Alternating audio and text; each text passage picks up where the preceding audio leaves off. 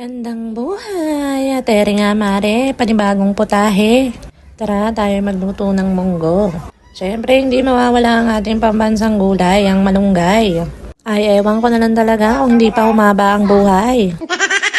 Nga mare, nag-isa lang ako dito ng bawang, sibuyas, kamatis at syempre hinalo ko na rin dyan ang tinapa. Hindi ko alam mare, pero tinapa talaga yung the best na sahog dito sa munggo.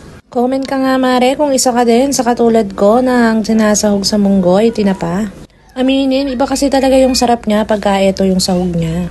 Pero sa pagkakaalam ko, iba talaga sa Bisaya ang tinapa. Pero mga mare, itong tinapa na sinasabi ko, ito yung isda na pinausukan.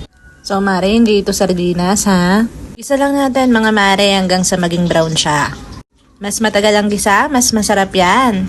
Mare, may kanya-kanya tayong style ng pagluluto sa munggo. Itong ginawa ko ay pinakuluan ko muna siya, tsaka ko siya inahon sa unang kulo at hindi ko ginamit ang pinagkuluan na tubig nito.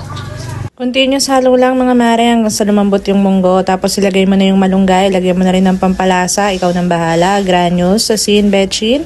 Kung sa pampaalat, pwede ka rin gumamit ng patis. At konting gulo na nga lang mga mare, ay ayos na yan.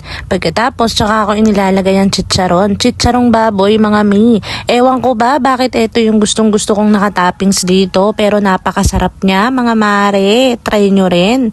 Tara mga unta!